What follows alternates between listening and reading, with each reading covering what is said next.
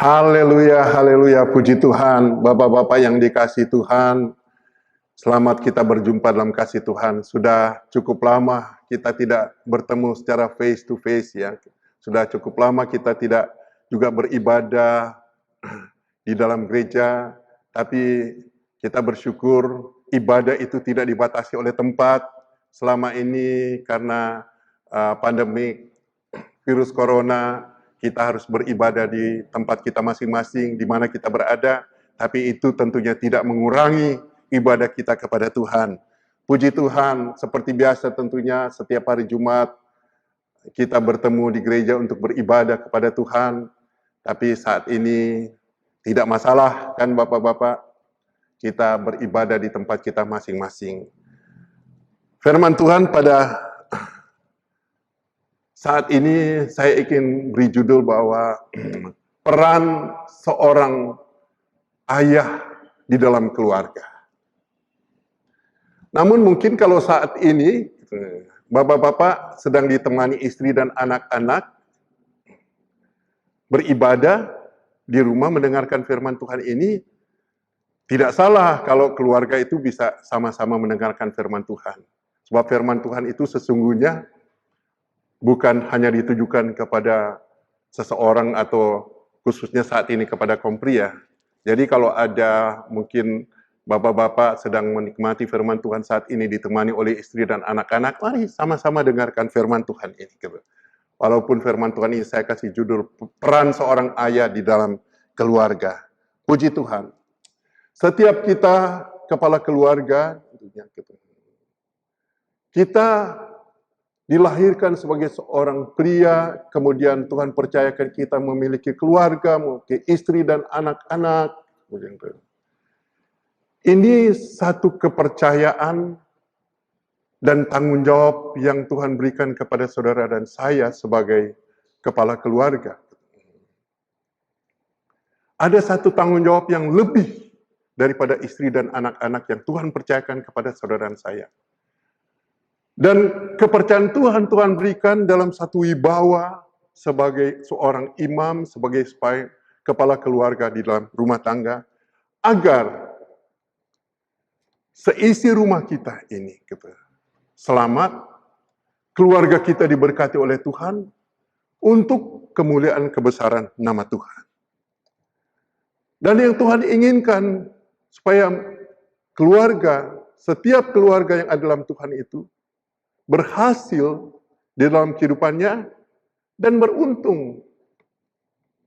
Selain keselamatan tentunya yang paling utama yang Tuhan sudah karuniakan bagi setiap kita, setiap keluarga yang ada.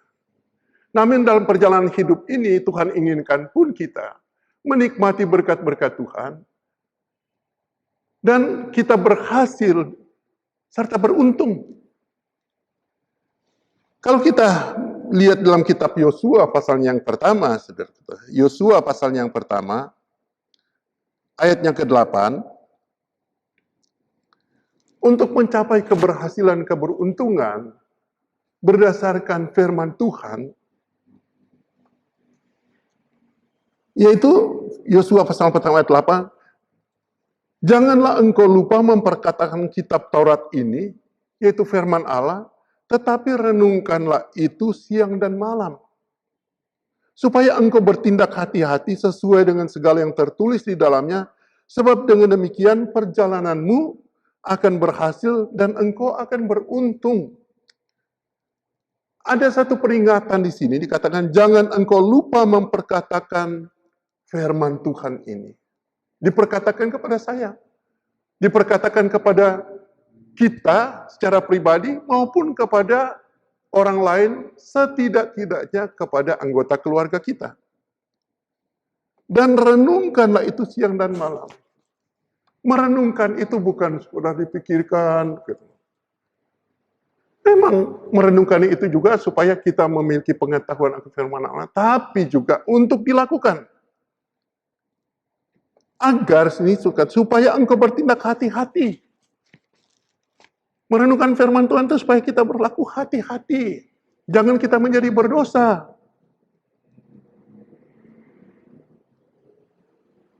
Berlaku hati-hati sesuai dengan segala yang tertulis dalamnya, sebab dengan demikian perjalananmu akan berhasil dan engkau akan beruntung. Saudara kita, untuk berhasil, semua siapapun dalam dunia ini, dia harus berusaha semaksimal mungkin. Dia harus bekerja secara maksimal. Baru dia boleh berhasil. Orang pun tidak mengenal Tuhan juga kalau dia bekerja secara maksimal, dia pasti akan berhasil. Tapi kalau bicara berhasil dan beruntung, orang gitu, tidak semua orang bekerja kemudian beruntung, saudara. Tapi bagi kita dikatakan sini berhasil dan beruntung. Nah, bicara beruntung, saudara, itu melebihi dari keberhasilan dari usaha manusia itu sendiri. Bukankah kita seringkali mengalami juga hal-hal yang kita tidak duga, kita tidak punya kemampuan melakukan ini dan itu, tapi kok Tuhan bisa kerjakan dalam hidup kita, sehingga kita bisa lakukan itu di luar kemampuan kita sebagai manusia. Itu yang namanya beruntung. Nah, Tuhan menginginkan kita selain berhasil, tapi juga beruntung. Sehingga dengan keberuntungan itu, orang akan melihat, dunia akan melihat, loh, si Bapak ini kok orangnya biasa-biasa saja, pendidikannya juga tidak tinggi-tinggi amat, tapi dia bisa lakukan ini yang justru orang-orang pintar tidak bisa lakukan. Ya, itulah keberuntungan yang Tuhan berikan kepada kita, khususnya kepada kita kaum pria, sebagai kepala rumah tangga, sebagai imam dalam rumah tangga. Kalau kita katakan di sini katakan, kalau kita memperkatakan firman Tuhan itu, baik terhadap diri kita sendiri, merenungkannya, dan kemudian kita sampaikan kepada keluarga kita sendiri. Puji Tuhan, saudara kita. Nah, saudara-saudara kita juga sebagai kaum pria, sebagai kepala rumah tangga, kita bertanggung jawab terhadap keselamatan keluarga kita. Kita bertanggung jawab terhadap apa yang menjadi keperluan, kebutuhan keluarga kita. Nah, ada banyak di dalam firman Tuhan, mereka-mereka yang berhasil karena merenungkan firman Tuhan itu, tapi juga tidak sedikit, oleh karena mengikuti kehendak hatinya sendiri, yang mengakibatkan kerugian. Saudara, mari saya mau mengajak kita melihat dalam kitab Rut pasal yang pertama. Rut pasal yang pertama.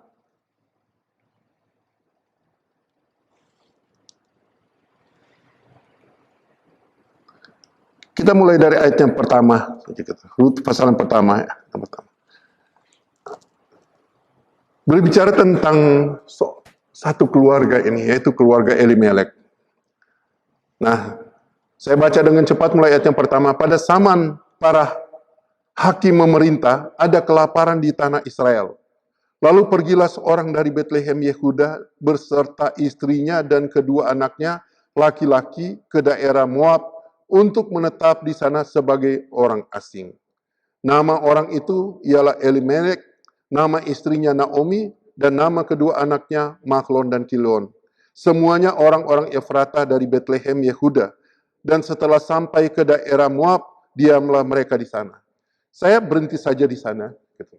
Kita tahu ini keluarga Elimelek ini, apa yang sudah disebutkan sini bahwa dia memiliki istri Naomi dan memiliki dua anak laki-laki, yaitu Mahlon dan Kilion. Dan ternyata di Bethlehem itu terjadi kelaparan. Kesulitan tentunya. Nah, Elimelek ini sebagai kepala rumah tangga, dia bertindak untuk keluarganya sendiri. Keluar dari Bethlehem, pindah ke Moab. Kita tahu di Moab itu, bahwa orang-orang di sana penyembah-penyembah berhala. Nah, Elimelek ini yang dari Bethlehem. Kita tahu bahwa Bethlehem itu artinya rumah roti. Kalau bicara rumah roti, berarti sekalipun ada kelaparan, Tuhan jamin sesungguhnya bahwa orang-orang di dalamnya yang beribadah kepada Tuhan pasti dijamin oleh Tuhan. Pasti tidak akan mengalami kelaparan.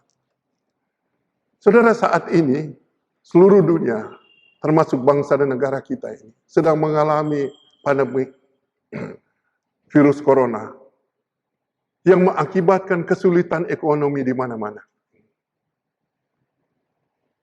Tapi Tuhan jamin bagi orang-orang berharap kepada Tuhan, yang justru semakin mendekatkan kepada Tuhan. Dan puji Tuhan, saya belum mendengar dari jemaat kita, Polonia yang ada, yang memberitakan bahwa mereka tidak makan karena kekurangan. Karena memang Tuhan jamin. Sampai saat ini bahkan sesama kita bahkan membagi kepada orang-orang di sekitar kita. Nah, ini satu contoh gitu. Seorang kepala rumah tangga gitu, mengambil satu tindakan gitu, keluar dari rumah roti, yaitu Bethlehem, datang ke Moab. Gitu. Nah, kita tahu cerita ini. Akibatnya Elimelek sendiri meninggal di Moab. Kedua anak laki-lakinya juga mati. Ini satu contoh yang supaya kita pahami. Betapa kepala keluarga itu diberikan kepercayaan oleh Tuhan. Tapi dia harus berharap sepenuhnya kepada Tuhan. Dia tidak bisa mengandalkan dirinya sendiri. Gitu. Ini yang seringkali juga berlaku terhadap ya bapak-bapak. Gitu. Saya tidak berbicara kepada bapak-bapak yang ada. Gitu. Tapi juga ini sering terjadi di banyak tempat. Bahwa kepala keluarga itu mengambil satu keputusan untuk keluarganya, tapi berdasarkan keputusan pribadinya sendiri, jalan pikirannya sendiri, tanpa ada hikmat daripada Tuhan. Padahal Tuhan memberikan kepercayaan, Tuhan memberikan wibawanya kepada keluarga itu dengan taat kepada Tuhan. Ini satu contoh yang sangat mengerikan. Dalam kitab Yakobus pasal 4, ayat yang ke-13 dan 15 di sana, kemudian Tuhan menjelaskan begini. Kitab Yakobus, pasalnya yang ke-4, ayat 13 sampai 15. Kita lihat. Jadi sekarang hai kamu yang berkata, hari ini atau besok kami berangkat ke kota Anu, dan di sana kami akan tinggal setahun dan berdagang serta mendapat untung. Sedang kamu tidak tahu apa yang akan terjadi besok. Apakah arti hidupmu? Hidupmu itu sama seperti uap yang sebentar saja kelihatan lalu lenyap. Sebenarnya kamu harus berkata, jika Tuhan menghendakinya, kami akan hidup dan berbuat ini dan itu. Tapi kamu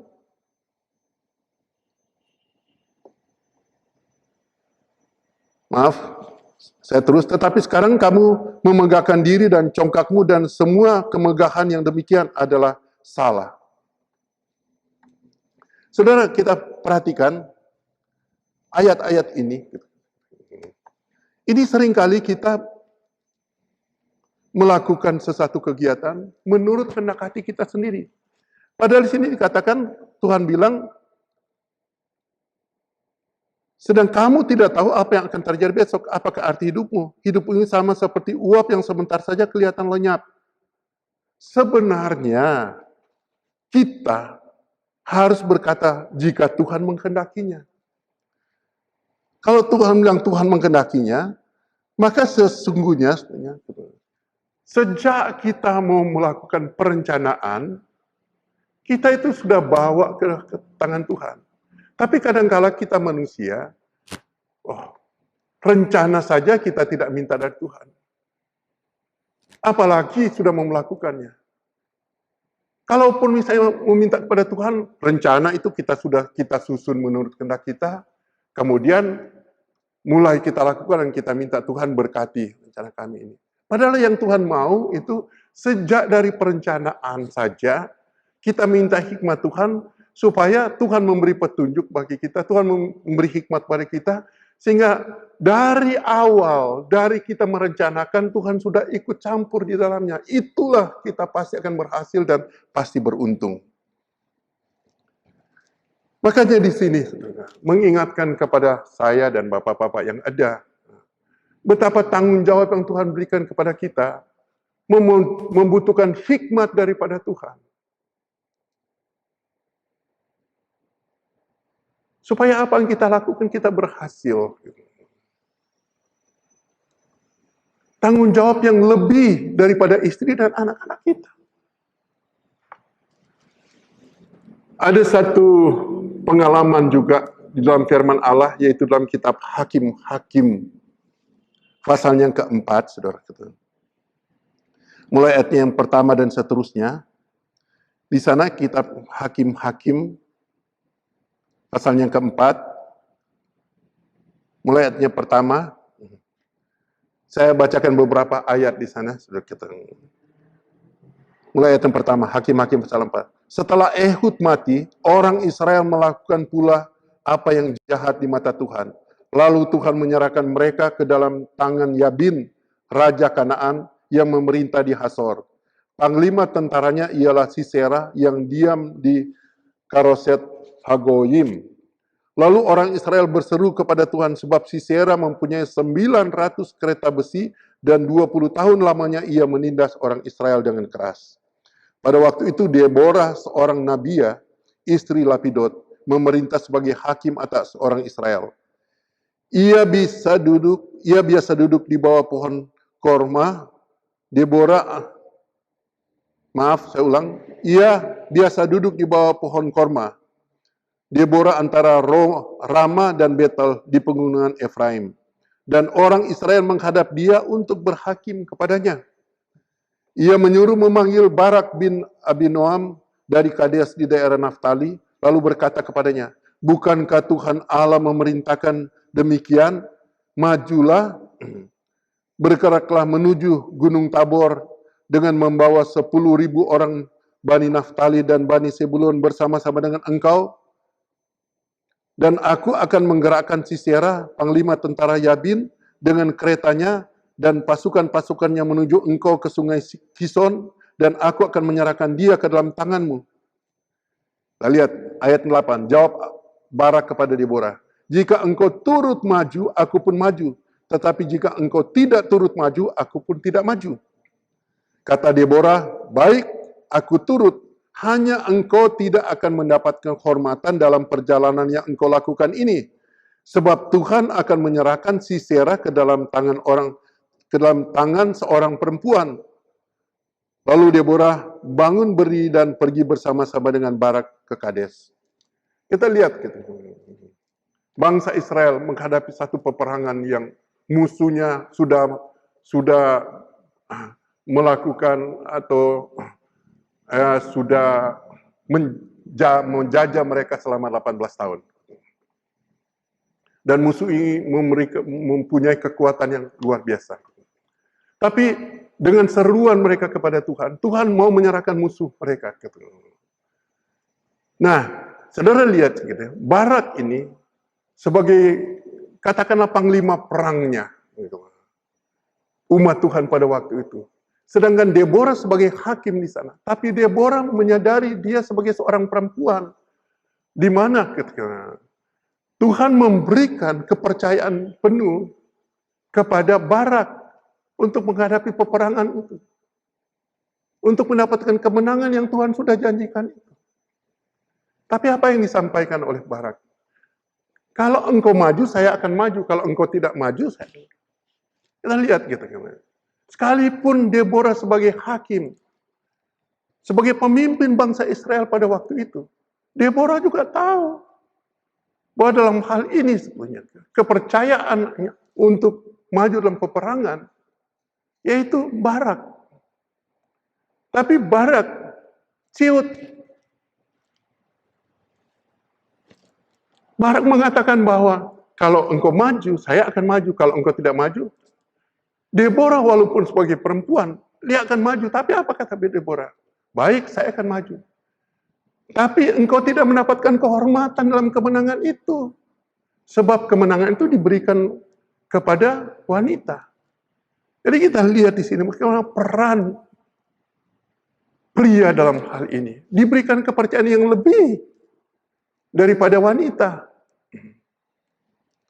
Tapi peran itu harus dilakukan. Puji Tuhan. Kalau kita lihat juga dari segi rohani, gitu, bagaimana keluarga Eli, gitu, imam besar, anak-anak juga sebagai imam-imam. Tapi di dalam kitab pertama Samuel pasal yang ketiga di sana, bagaimana keluarga Eli itu kemudian. Eli imam besar pada waktu itu, anak-anaknya, gitu, oleh firman Tuhan bilang menghujat Allah. Karena persembahan-persembahan yang dilakukan oleh umat Tuhan pada waktu itu, mereka kemudian membuat persembahan itu menjadi tidak berkenan kepada Tuhan. Sehingga Tuhan bilang mereka menghujat Allah lewat persembahan-persembahan yang dilakukan oleh bangsa Israel. Dan tidak ditegur oleh Imam Eli, anak-anaknya yang sudah berlaku tidak adil terhadap Tuhan. Akibatnya apa? Di dalam peperangan, kedua anak Eli, Hofni dan Pinehas, mati dalam peperangan. Demikian juga dengan Imam Eli, mendengar bahwa anak-anaknya sudah mati dan tabut perjanjian itu ambil, gitu, dirampas oleh musuh. Imam Eli yang pada waktu itu usianya sudah 98 tahun, jatuh dari kursinya, kemudian lehernya patah. Akibat apa? Ya, akibat dari Imam Eli, sekalipun dia sebagai Imam Eli, tapi tidak menegur anak-anaknya. Ini kita lihat betapa peran kaum pria itu, kalau tidak dilaksanakan sesuai dengan perintah Tuhan, dan tidak perlu takut karena ada wibawa yang Tuhan berikan kepada pria, gitu, untuk membawa keluarganya terutama datang beribadah kepada Tuhan, untuk membawa keluarganya supaya berhasil dan beruntung tentunya. Nah, berbeda dengan Daud mendidik anak-anaknya, khususnya kepada Salomo. Bagaimana kita lihat dalam kitab Amsal pasal 29 ayatnya 17. Di sini dikatakan Amsal 29 ayatnya 17.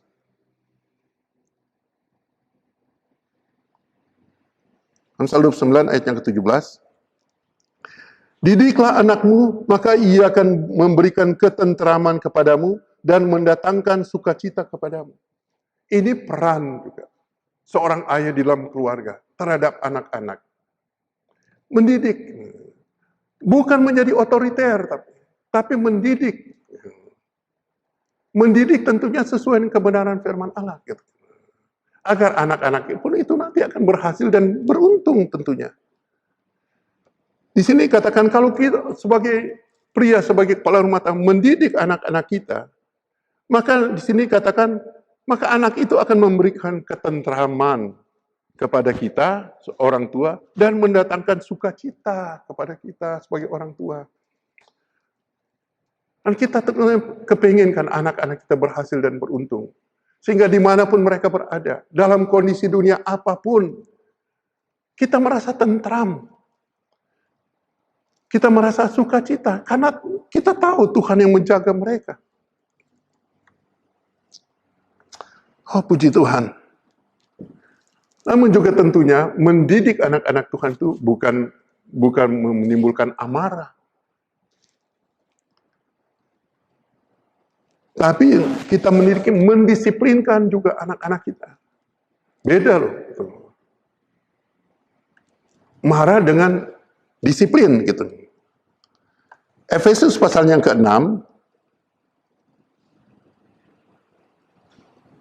Efesus pasal yang ke-6, ayatnya ke-4.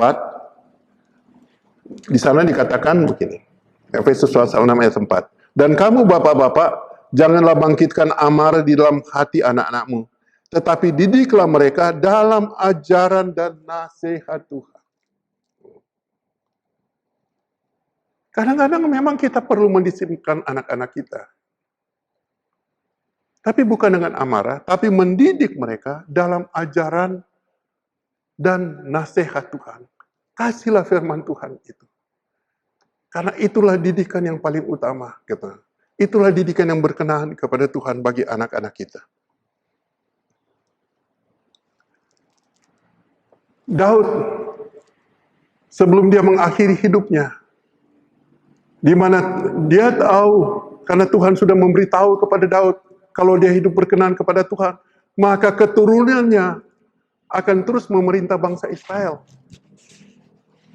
Itu sebabnya dia mendidik Salomo agar terus berkenan kepada Tuhan.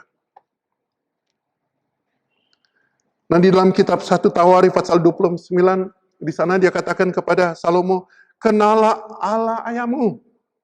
1 Tawarikh pasal yang ke-28.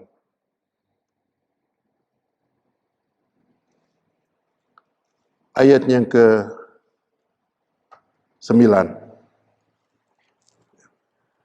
Daud menasihatkan kepada anaknya Salomo yang nanti akan menggantikannya sebagai raja bangsa Israel.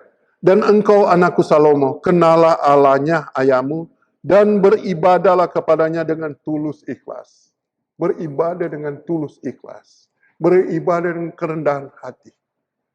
Beribadah karena mengasihi Tuhan. Dan dengan rela hati. Sebab Tuhan menyelidiki segala hati dan mengerti segala niat dan cita-cita. Tuhan tahu apa dalam hati saudara dan saya. Jika engkau mencari Dia, maka Ia berkenan ditemui olehmu. Kalau kita mau cari Tuhan, Tuhan pasti berkenan untuk bertemu dengan saudara saya. Tetapi jika engkau meninggalkan Dia, maka Ia akan membuang engkau untuk selamanya.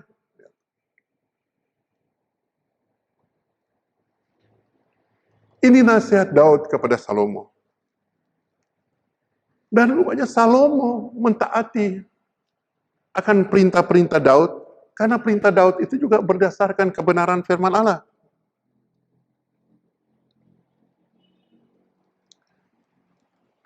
Sehingga kalau kita lihat dalam kitab Amsal pasal yang ketiga, saudara, hasil daripada apa yang nasihat daripada Daud kepada Salomo, kita lihat dalam kitab Amsal pasal yang ketiga.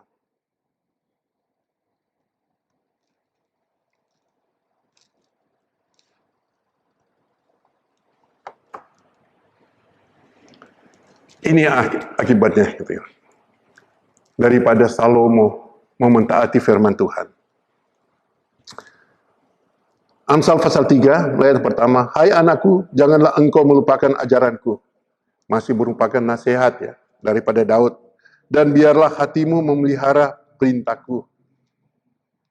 Karena panjang umur dan lanjut usia, serta kesejahteraan akan ditambahkannya kepadamu. Kita tentunya, bahkan kita bapak-bapak menginginkan supaya bisa Tuhan berikan kita umur panjang dan sehat untuk melihat anak cucu kita nantinya. Berhasil dan beruntung. Itu kan kerinduan setiap bapak-bapak yang ada. Pasti siapapun, setiap orang, setiap ayah pengen melihat anak cucunya itu berhasil dan beruntung. Dan itu jaminan firman Tuhan. Karena di sini katakan, karena panjang umur dan lanjut usia, serta sejahtera akan ditambahkannya kepadamu.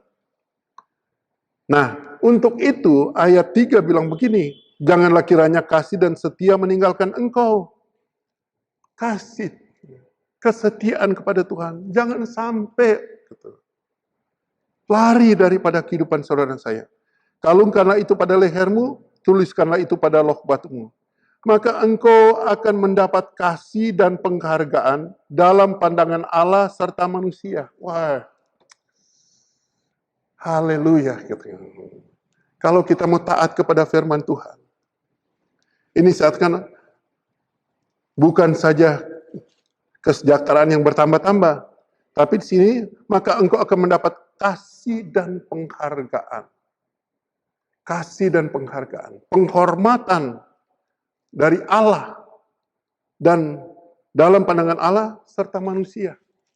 Dihormati oleh Tuhan yang teristimewa, juga manusia. Oh, puji Tuhan.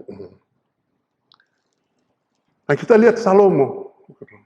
Dia mau taat kepada nasihat-nasihat dari Daud, di mana saat nasihat itu juga disampaikan oleh Daud berdasarkan kebenaran firman Allah. Sehingga Salomo,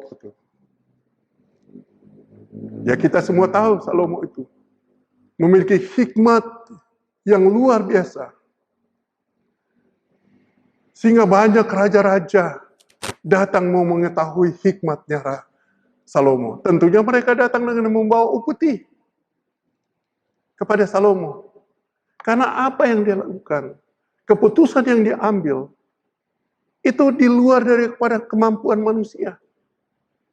Dia mengambil satu keputusan, itu sebabnya Salomo itu diberkati karena hikmahnya yang luar biasa. Bayangkan, bukan rakyat yang biasa yang datang pada Salomo. Raja-raja datang pada Salomo, mau pengen tahu gitu, hikmatnya Salomo. Dan mereka kalau datang membawa upeti kepada Salomo, sehingga kekayaan Salomo, firman Tuhan katakan bahwa tidak ada orang lagi yang memiliki hikmat seperti Salomo, baik sebelumnya maupun sampai sekarang ini. Dan juga tidak ada orang yang memiliki kekayaan lebih daripada Salomo, baik dulu maupun sampai saat ini. Wah, bayangkan saja, saudara kita. Nah, keputusan yang diambil oleh Salomo, setiap keputusan yang diambil itu berdasarkan hikmat Tuhan. Dan ada satu contoh yang kita lihat bahwa keputusan yang luar biasa yang diambil oleh Salomo, yaitu dalam kitab Pertama Raja-Raja pasal yang ketiga. Pertama Raja-Raja pasal yang ketiga, mulai ayatnya ke-16. Saya tidak akan bacakan ayat ini, mungkin saudara nanti juga bisa bacakan nanti. Karena saya tahu, kita semua sudah tahu cerita ini. Di mana di dalam satu rumah ini tinggal 2 orang perempuan sundal, kata firman Tuhan. Kemudian melahirkan dalam waktu yang sama. Yang satu bedanya mungkin cuma 3 hari dari yang satu dengan yang lain. 2 perempuan ini melahirkan dalam jangka waktu yang hampir sama. Bedanya cuma 3 hari. Kemudian di dalam rumah itu cuma ada 2 wanita ini. Dan ternyata satu bayi dari yang dilahirkan oleh wanita ini kemudian meninggal. Nah, yang meninggal ini oleh ibunya dia ambil, dia tukarkan dengan bayi dari wanita yang satu yang anaknya masih hidup. Ceritanya kemudian wanita yang anaknya yang hidup ini kemudian melihat kok bayinya, kok ada bayi yang sudah mati. Terus dia lihat dengan cermat, ini kok bukan anak saya gitu. Ya, naluri sebagai ibu pasti tahu dong. Walaupun anak masih bayi, dia tahu. Sejak lahir dia udah tahu bahwa ini anaknya dia atau bukan. Nah, oleh karena kedua wanita ini mengatakan, ini bukan bayi saya. Yang satu bilang, ini bukan bayi saya juga yang mati. Dua-dua menganggap kalau yang mati itu bukan bayinya.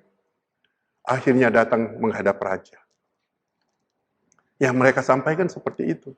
Yang satu mengklaim bahwa bayinya yang hidup, bayi perempuan yang lain yang mati. Sama-sama seperti itu. Tidak punya saksi, sebab di rumah itu hanya mereka berdua. Sebagai manusia, tanda-tanda masih sulit. Mungkin kalau sekarang sih bisa ya, dengan tes DNA ketahuan, oh ini bayinya siapa. Tapi zaman waktu itu kan tidak ada. Bagaimana mengambil satu keputusan? Hikmat Tuhan menyertai Salomo. Salomo mengatakan, ambil pedang, belah 2 ini anak ini. kemudian setengah kasih kepada perempuan yang ini. Jadi yang hidup dibelah dua. Yang setengah kasih kepada wanita yang satu, yang setengah kepada.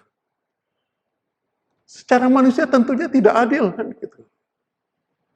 Tidak adil dong. Sedangkan untuk mengetahui itu anaknya siapa juga tidak ada satu tools, tidak ada satu alat yang bisa mengatakan bahwa oh ini anak dari si wanita ini. Salomo gitu, mengambil pedang untuk belah. Baru di situ ketahuan gitu. Nah, ibu yang anaknya hidup itu mengatakan jangan dibelah. Biarkan deh anak ini kasih kepada wanita yang sesungguhnya anaknya punya mati. Tapi biarin dia kasih ke dia. Jangan dia apa-apain anak ini. Gitu. Ini kebenaran dinyatakan di sana. Yang akhirnya kemudian Salomo mengatakan kalau begitu anak ini sesungguhnya daripada ibu yang mengatakan bahwa anak itu jangan dibelah dua, kasih deh kepada. Yang penting anak itu hidup. Inilah hikmat yang dari Tuhan. Yang tidak bisa terpikirkan oleh manusia. Hikmat Tuhan menyatakan. Nah demikian juga bapak-bapak kita semua yang ada gitu. Karena kalau kita menghadapi satu persoalan yang sulit untuk kita mengambil satu keputusan. Bagaikan kita berjalan di satu tempat, kita berada di persimpangan jalan. Kita tidak tahu di persimpangan itu karena tidak dapat tunjuk sama sekali. Mungkin juga kita berada di malam hari, kita tidak bisa lihat. Tujuan kita apakah mau terus atau belok ke kiri atau belok ke kanan. Kita menghadapi jalan buntu. Tapi dengan hikmat Tuhan, gitu. Tanpa ada petunjuk dunia, gitu. Kita bisa tahu arah kita yang sesungguhnya. Gitu. Ini yang kita patut syukuri. Gitu. Demikian juga kehidupan kita dengan istri-istri kita. Maksud saya istri ya, bukan istri-istri kita. Kalau bicara istri-istri nanti konotasinya punya istri lebih daripada satu. Gitu. Dengan istri kita. Firman Tuhan juga mengajar kita supaya 1 Petrus pasal 3:7 hidup bijaksana dengan istri kita. Istri pun juga pasti menghormati kita sebagai suami.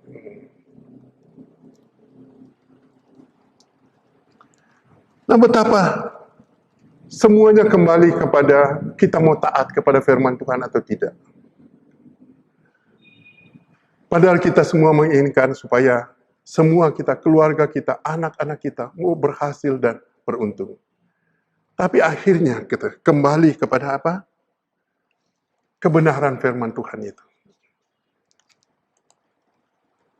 Yesaya pasal yang ke-48. Yesaya pasal yang ke-48.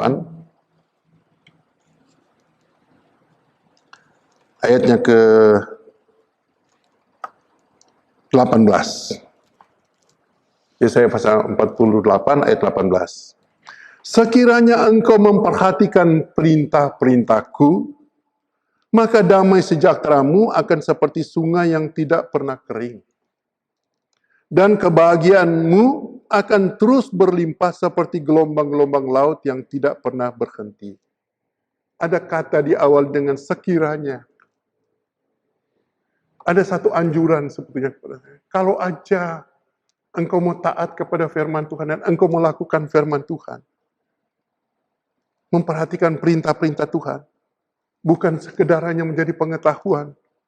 Maka damai sejahteramu akan seperti sungai yang tidak pernah kering. Damai sejahtera itu mencakup semua aspek kehidupan kita.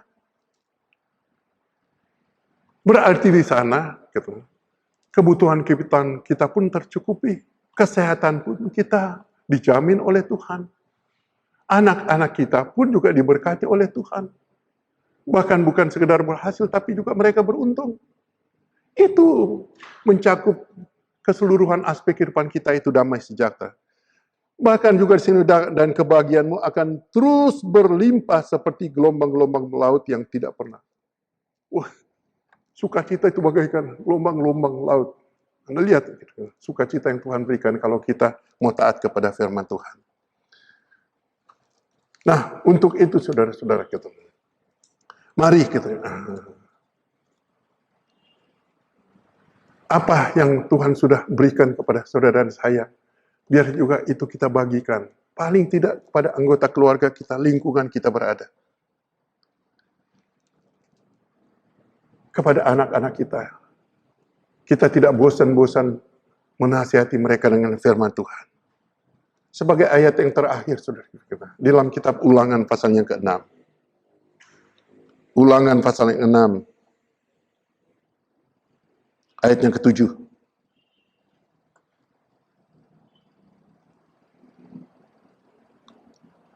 Ulangan pasal 6 ayat yang ke-7. Ini apa yang disampaikan kepada kita semua kaum pria. Khususnya kepada kita kaum pria, sini katakan, haruslah engkau mengajarkannya berulang-ulang kepada anak-anakmu, yaitu firman Tuhan, dan membicarakannya apabila engkau duduk di rumahmu, apabila engkau sedang dalam perjalanan, apabila engkau berbaring, dan apabila engkau bangun. Kita lihat, firman Tuhan diberitakan, kalau kita baca ayat yang ke-6 juga, sebaiknya kita baca ayat yang ke-6 dan ayat ke-7 ini, apa yang kuperintahkan kepadamu pada hari ini, haruslah engkau perhatikan. Apa yang kuperintahkan? Apa yang Tuhan perintahkan? Firman Tuhan. Saat ini disampaikan firman Tuhan kepada saya dan saudara. Bukan hanya sebagai pengetahuan, tapi yang terlebih lagi sebagai pelaku-pelaku firman Tuhan. Karena tidak sedikit orang yang hafal tuh firman Tuhan. Kalau mau berdebat tentang ayat-ayat firman Tuhan, wow, pintar sekali. Tapi kalau ditegur firman Tuhan, nggak mau terima. Tidak mau melakukan firman Tuhan. Tapi ini firman Tuhan mengingatkan kepada kita semua, khususnya kepada saudara dan saya, kita kaum pria, sebagai kepala rumah tangga, sebagai imam dalam rumah tangga. Ini sampaikan, apa yang kuperintahkan kepadamu pada hari ini, haruslah engkau perhatikan, yaitu firman Tuhan. Haruslah engkau mengajarkannya berulang-ulang kepada anak-anakmu. Berulang-ulang kepada anak-anakmu. Dan membicarakannya apabila engkau duduk di rumah. Mungkin saat ini sedang duduk di rumah. Di rumah. Atau sedang dalam perjalanan. Apabila engkau berbaring dan apabila engkau bangun. Bahkan pada waktu tidur, bangun firman Tuhan terlebih dahulu disampaikan kepada anggota keluarga kita. Itulah yang membuat kita berhasil dan beruntung. Nah, untuk itu kita perlu hikmat Tuhan. Urapan Roh Kudus. Baru saja kita merayakan akan Paskah, kematian Kristus yang sudah menghapus segala kesalahan dosa kita. Membangkitkan kita juga sesuai dengan kebangkitan Kristus dari kematian. Dan Tuhan lengkapi kita dengan rohnya. Roh dan firman itu harus berjalan bersama-sama. Nah, itu sebabnya kita perlu firman Tuhan. Ini dikatakan, hendaklah engkau memperkatakan firman Tuhan itu. Di mana? Baik engkau duduk, baik engkau dalam perjalanan, baik dalam engkau tidur dan bangun. Itu kan firman Tuhan. Dengan pengurapan daripada Roh Kudus. Sehingga baik kita yang memberitakan, memahami dan melakukan firman Tuhan. Demikian juga keluarga kita. Kiranya Tuhan memberkati kita semua kaum pria. Membuat keluarga kita orang-orang yang berhasil dan beruntung dalam Tuhan. Karena kita mau taati akan kebenaran firman Tuhan. Puji Tuhan, mari kita tundukkan kepala kita mau berdoa. Bapa yang kami panggil, kami sembah dalam nama Tuhan kami, Yesus Kristus Allah kami. Kami bersyukur kepadamu Tuhan, buat kasih karunia-Mu bagi kami. Kami ada terpelihara oleh karena kebaikan Tuhan, oleh karena kemurahan Tuhan. Kami bersyukur karena Engkau selalu datang mengingatkan kami Tuhan akan kebenaran firman-Mu Tuhan, agar kami Tuhan berjalan menurut kehendak firman-Mu, agar kami bertindak menurut kehendak firman-Mu Tuhan. Itu sebabnya kami mohon kepadamu Tuhan, biarlah hikmat-Mu menyertai kami, pengurapan Allah mengurapi kami semua, khususnya kami kaum pria, bahkan juga anggota keluarga kami Tuhan, supaya kami berjalan, kami bertindak Tuhan menurut Tuhan Yesus, kehendak daripada firman-Mu, menurut tuntunan Roh-Mu saja Tuhan. Biarlah Tuhan, keluarga-keluarga kami pun, keluarga-keluarga yang berhasil dan beruntung oleh karena Tuhan menyertai kami semua. Terima kasih banyak Bapa, terpujilah Engkau. Kami sambut firman-Mu dengan mengucap syukur dalam nama-Mu Tuhan Yesus Kristus. Haleluya. Amin.